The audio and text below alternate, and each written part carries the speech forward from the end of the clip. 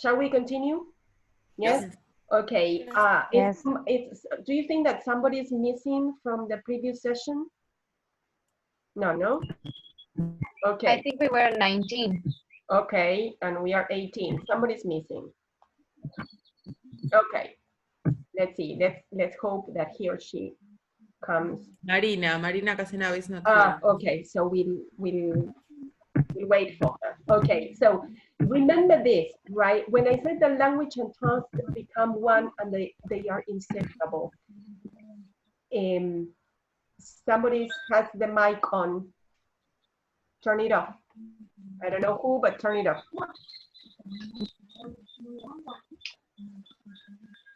I think, Didi, you have your mic on?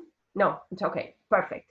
So what I was saying is that language and task become one, they are inseparable. Because let's go back to the list, to the example of the list of the supermarket, right? When we go to the supermarket, we have a list of nouns. We do not have a letter, right? So the language that is used and the task that is at hand, I mean, the purpose to buy, to go to the supermarket, to buy food, and the language that we are using is, oh, I don't know, can you help me? I need, I don't know, a packet of sugar, or how much is this? I mean, what other language are you going to use in a supermarket when you're buying products? Are you going to describe a beautiful day? No. So the language that you use to perform a certain task is because the task requires that language. That's why the language and the what, so that means the what and the how is one. Okay? Is that clear?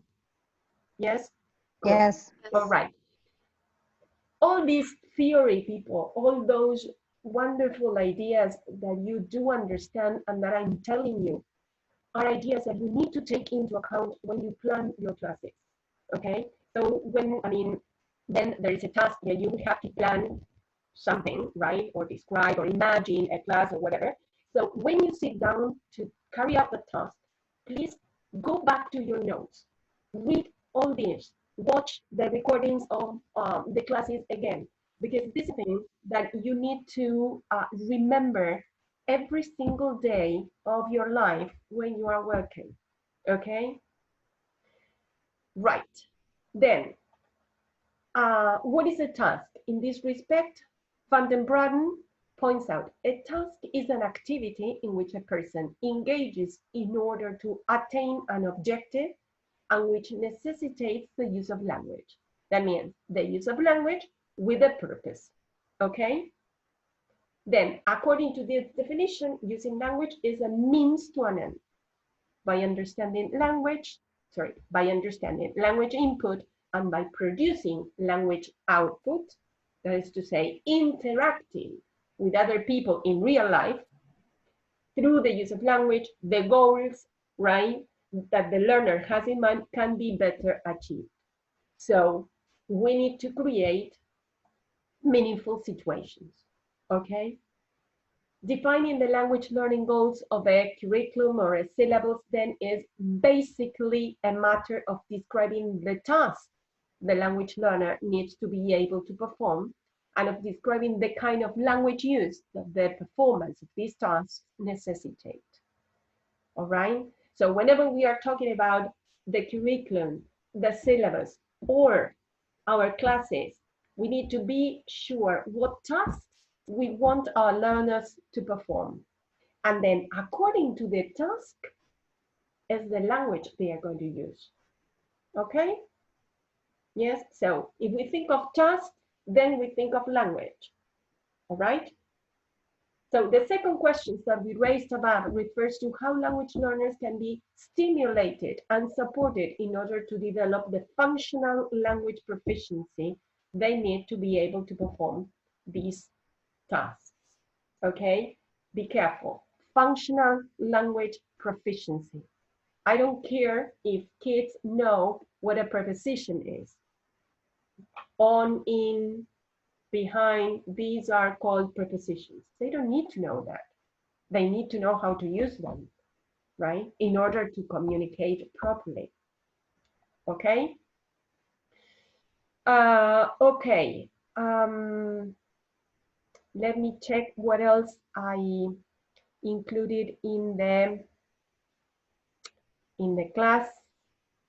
Where's our classroom? I have so many. Can you see our classroom now? Yes? Okay. Yes. Okay. Yes. Let me check. Okay, the idea of scaffolding, right? So this is another concept that we can't forget. Scaffolding, right? How do we scaffold the process of learning while our students are carrying out the tasks, right? So as it says here, children need opportunities for interactions in order to be able to learn English. These opportunities will greatly depend on the interaction patterns established in the class and the ways in which teachers will scaffold the language by means of the input and output strategies employed. So what comes next is the relationship between input, output, and scaffolding. In order to deal with these three concepts that are intimately related, we need to read this reading assignment. I know that this is a lot, right? There are 3 chapters, which are kind of dense. The first chapter is Scaffolding Language and Learning. From this book, these are 13 pages from Language Scaffolding Learning, Teaching Second Language Learners in the Mainstream Classroom by Plynn Gibbons. A wonderful, wonderful book that I bought just by chance, being in a bookstore in London. I saw it, I saw the title, and I said, okay, I'm going to take it. And I didn't pay attention to it. And then when I got here to Argentina, I saw that it's my treasure, right? So you have the first chapter of that book. Then chapter 5, which is called Opening Windows for Personal Achievement, is in the book Uncovering Clearly, right, by Mejisto and Frijoles and Marsh. This book, Uncovering Clearly, is a very good book. We are going to use many, many chapters from that book. If you browse through our library through the link that you have, you're going to see that the book is complete there, okay? So it's a very good book. And then the other is Scaffolding Children's Learning Through Story and Drama. This is a little bit more specific, by Carol Reed. Now, I need to know if you were able to read these 3 chapters. Yes. Yes? Okay, the complete chapter. Yes, all right. Yes. Somebody could... Yes, chapter 5, I scan Okay. because I Yeah, me wanted too.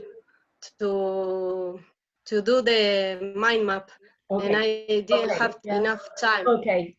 So people, this is very important. When you have these kind of assignments, please put the reading strategies in practice. Skim and scan the text and concentrate on the parts that you feel the most important information is. Okay, when you have lots of bibliography to read and you need to comply to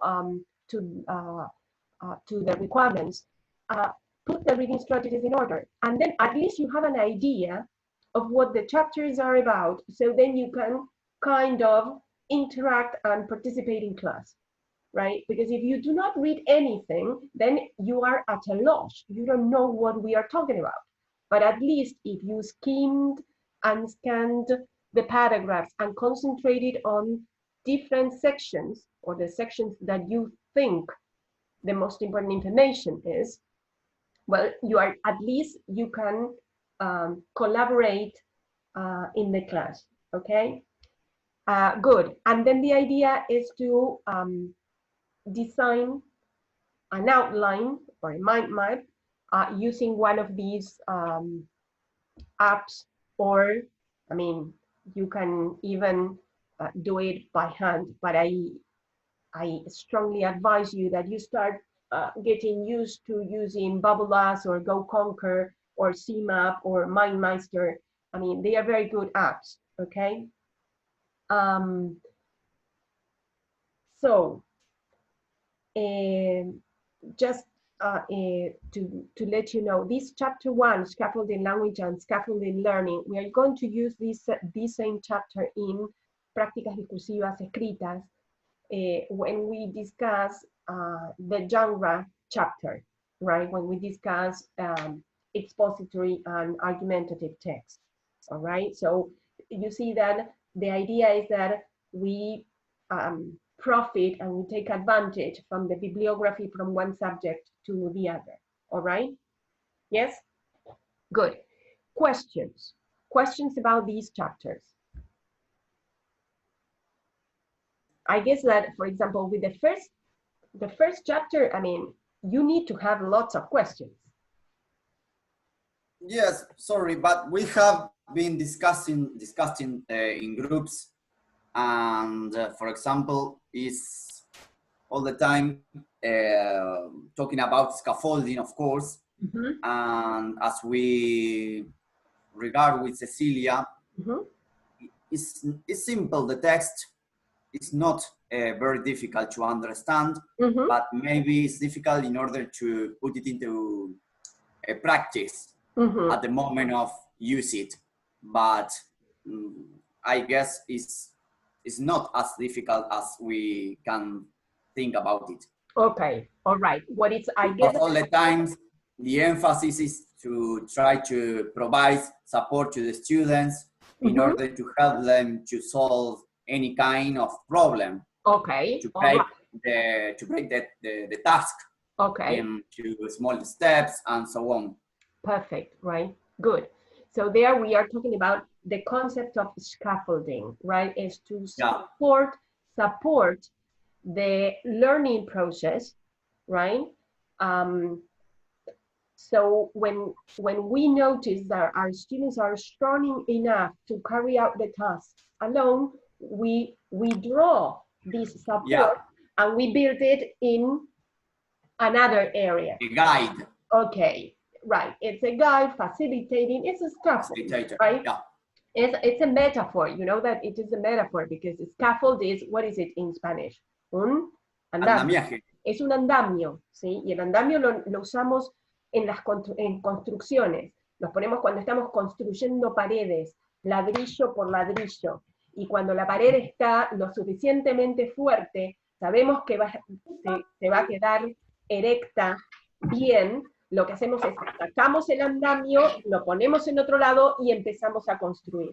¿Ok? Entonces, eso es muy importante. Si ustedes piensan en esa metáfora, enseguida van a poder identificar el concepto de scaffolding. All right? Yes. Now, Teacher, yes, Juan. I have it's not a question, it's like a comment that I have from this text. Yeah. That the thing that surprised me is that in one text talks about that the teacher needs to have a relationship with the student in order to support the student. And I think that's a thing, I know how to say it, that many teachers are lacking now because they do not have a relationship with any students. They want to teach the subject and that's all. Okay. Yeah, well, this is, of course, it's very personal, but I guess that if you are a teacher, if you've decided to be a teacher, it's because you care.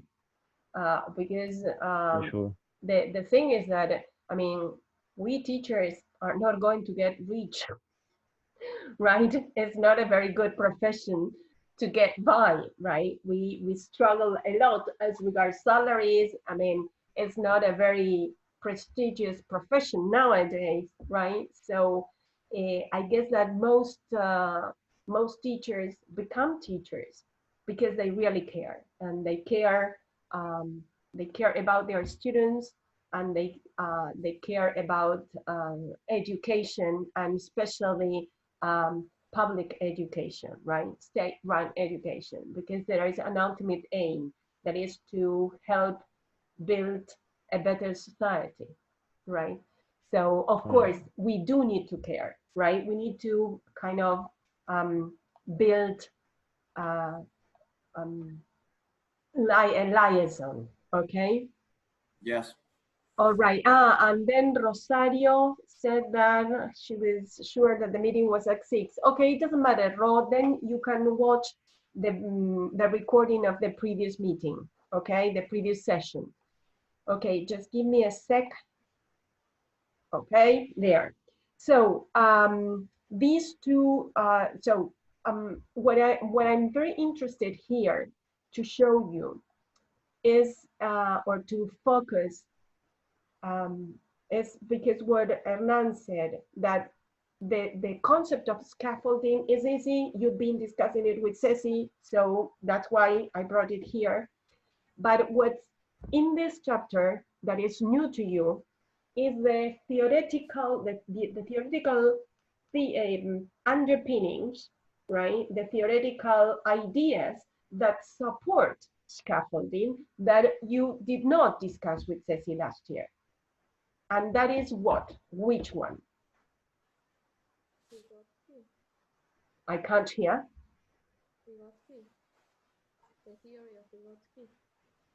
The theory of, no, not Vygotsky. Not Vygotsky, because Vygotsky is like the father, like Brunner, Vygotsky, Freire. I mean, these are things we have to do with Phil. No, not with Klill. There's another theory that is mentioned there. The Bloom taxonomy.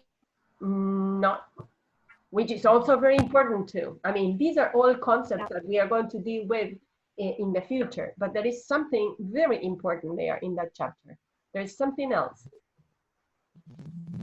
Let me see. Do you have the chapter there? Yes. Okay, where is it? Let me, just give me a sec. The steps? No, not the steps. Wait, I think that I have it on my night table. Yes. Yes, of course. I had it on my night table. Have a look It at. could be the context, Anna. Okay, good, very good. The context, right? Yes, for me that is new. Okay, all right. The context, which is also related to something else. When Pauline Gibbons talked about Halliday and Hassan. Yes, okay, Monica, sociocultural learning theory, okay? Sociocultural learning theory, who's also, which is also based on what else? What does Halliday and Hassan describe or talk about?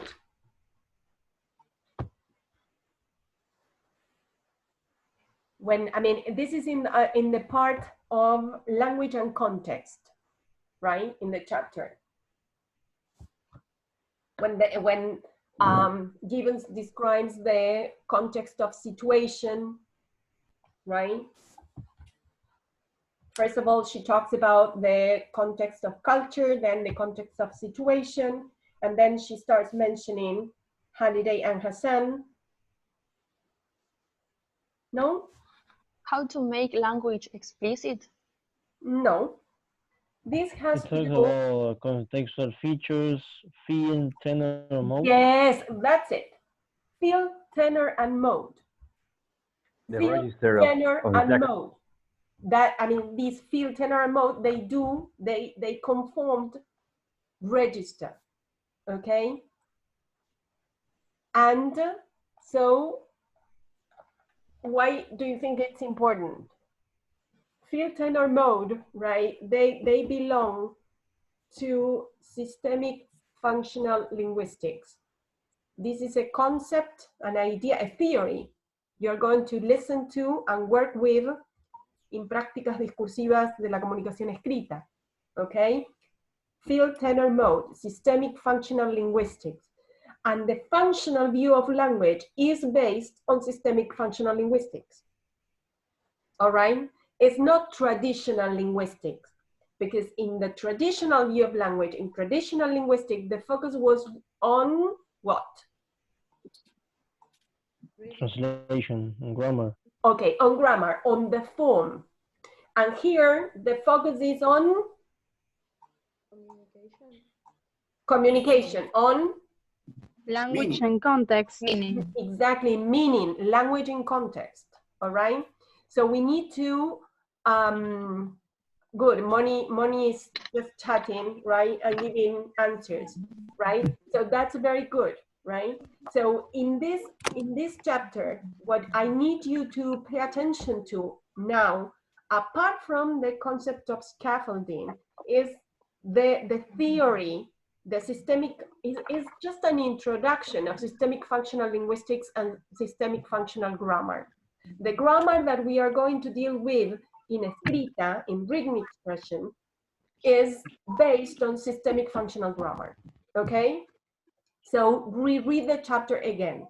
Then in chapter 5, we do have, again, it's a kind of revisiting the concept of scaffolding, the idea of Vygotsky and Brunner, and there are lots of examples, but there are new ideas, the ideas of chunking and repackaging information. Chunking and repackaging information, okay? Write it down and reread those sections. And then, of course, there are some diagrams there, some graphic organizers that you can use in order to, or you can use when you design your classes. Always remember this, when you ask your students to read something or to listen to a text, then there should be a purpose. And a graphic organizer, it's a very good way for you to ask your students to transfer the information from, I don't know, a paragraph to a graphic organizer, all right? And there you are scaffolding, okay? Yes. Good. So what these two chapters add, on the one hand, chapter 1 adds the idea that you need to pay attention to is systemic functional linguistics, field, tenor, mode, context of situation, context of culture. We read that. Chapter 5, chunking and repackaging information and graphic organizers, all right? Plus scaffolding.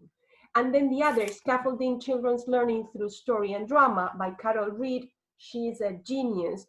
The idea is how to scaffold literature, right? When we use literature to teach English, what scaffolding techniques we can use, all right? So Sorry, Anna. Yes. When it talks about context, field, tenor, and mode, Yes. then it refers to context embedded and context reduced. Mm-hmm. But I didn't understand what. Okay, what it was we are meant. going to deal with with that in detail in next meeting. Okay. Okay. Right. So anyway, Ro, isn't it? No, Didi. Okay, Didi, mark it, okay? Mark it and remember, remind me to talk about that next class. Okay. Okay. Thank you. Good.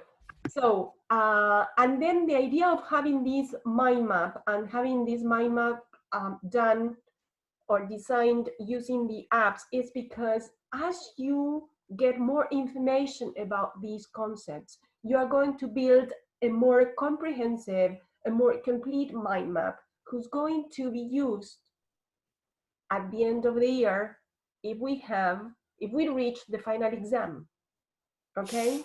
So everything that you do here, people, that you feel that you are overwhelmed, that you do not get to do it, I mean, it's for a purpose. It's not just because I want you to draw a map. It's because that map is going to be used, help you in your oral part at the end of the year. So start constructing it now, okay? It's not just because I want you to do it. It's because then it's going to have a very good use. All right? Good. So, what do I want to do before this meeting ends is to tell you what we should do, what the following ideas are. We are concentrating on the role of input and output, okay? So the task here is to, again, watch these two videos. It's the same teacher, right? Teaching Spanish to these English-speaking children. And you need to analyze now the interactions, right, in the clips. I wrote here some questions, 3 questions for you to think about. Input, output, right? What happens with input and output here in these clips? All right? So you watch the clips, you try to answer the questions, write your answers on a separate sheet of paper, have the answers for you, so then we can discuss them here in class. Okay? This is one part. Another part, here we are going to concentrate on input.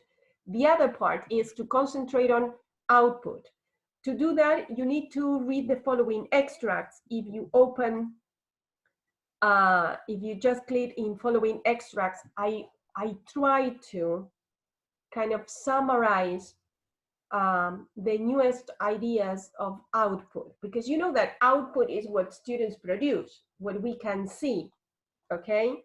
So what you are going to see is, what we are going to do is to try to go down the rabbit hole, a little bit farther, and concentrate right on output from the point of view of Beckman, from the point of view, of course, Lantoff and Thorne, which are very good authors, and this one from Merrill Swain. The photograph you see here is that of Merrill Swain. Merrill Swain is the one who criticized, who started criticizing, and criticizing in the good sense.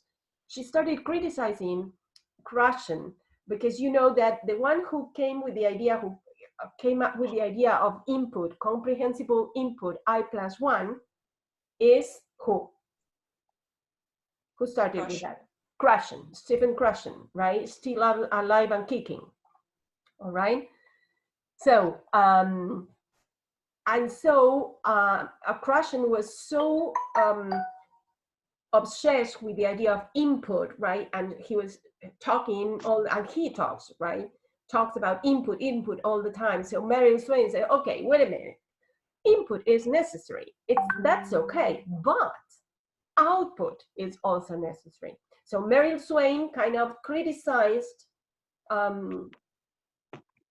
Krashen, and she came up with the idea of output. Now that idea of output developed, and in this handout, you have different views of output that I need you to pay attention to, because one of the questions you're going to have in the final exam is discuss output. What can you tell me about output? Okay?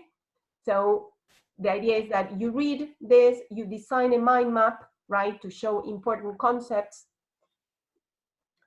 And then after having discussed input, output, and scaffolding, we are going to do a task. The task is based on this beautiful book that is called I Love You Through and Through, right, by Bernadette Rossetti Shustak. I'm giving you a situation here about Amelia. Amelia works at a state-run primary school in Suipacha, right? She has 25 students in her 4th year, and she's worked with a book called I Love You Through and Through. If you click here, you can access a PowerPoint presentation of this book, right? And if you say, it says, I love you through and through, this is beautiful, right? I love you through and through. I love your top side and your bottom side. I love your inside and outside. I love your happy side, your sad side, your silly side, your mad side. I love your fingers and toes, your ears and nose. I love your hair and eyes, your giggles and cries. I love you running and walking, silent and talking. I love you through and through, yesterday, today, and tomorrow too. Isn't it beautiful, right? A beautiful text for 9, 8, 9, 10-year-old kids, right? So once you know what the text is about, the text used, then you go to the handout that is here. And what you have in this handout is the transcript of the interactions that Amelia had in class with her students, right? So the first part, right, what you have to do is read the interaction in class. So she starts, okay, look at this. We are going to read a book all together. And the students say, yes. Okay, look at the book. What's the title? Okay, so you read the interactions, first part, second part, class 2, right? And then after reading the interaction, you need to analyze those interactions in light of the bibliography that we have already read, right? There is nothing new. So you need to start talking or thinking about discourse, language, negotiation of meaning, comprehensible input, output, scaffolding, everything that we read before, okay? Now is the time for you to try to put it into practice. So, of course, I'm giving you some questions to help you in this analysis. My piece of advice, write the questions on a separate sheet of paper so then you can share it with your students, okay? Once you analyze that, this is for primary school. Now let's go to a text that can be used in secondary school, right? And I want you to read a poem by Benjamin Zephaniah. I'm a complete fan of Benjamin Zephaniah. Have you seen Peaky Blinders, the series on Netflix? Okay, that's a piece of advice. You have to see Peaky Blinders. You have to watch Peaky Blinders. And I haven't finished it. Okay, Right. Benjamin But it's Zephaniah, wonderful. okay, Benjamin Zephaniah works there. He's the priest. He's the black priest with all the rastas, right? So, but Benjamin Zephaniah is also a poem. If you click here, you are going to read about him, right? We will be using most of his material in the course, right? And this is a wonderful input for little kids, for adolescents, and for adults, right? It has beautiful text. So what I want you to do is to read this poem, and then you are going to discuss the following questions in pairs. Let's try to work in pairs, right? So, would you say that this text provides rich input? Why? You have to support the answers. What interactions would you encourage and foster in class if you were teaching English in either first, second, or third year secondary school? So let's leave little kids aside. Now, think about secondary schools, right? How would you go about it? What would you do? What scaffolding strategies would you put into practice? What output would you expect? How would you handle it?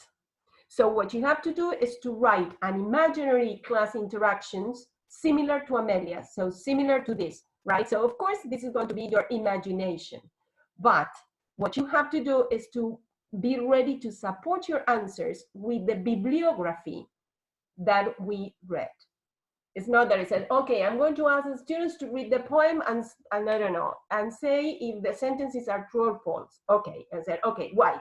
Which theory are you using to do that? Why are you doing that? Why are you using a true and false sentence exercise? Okay, is that clear? Is it clear what you have to do? Yes? Okay, and then the following class, we are going to share these productions. Now, very quickly, we have 2 minutes. Let's read Series Love, and I'm going to give you some hints. It's a serious love, right? Because that's the way he talks.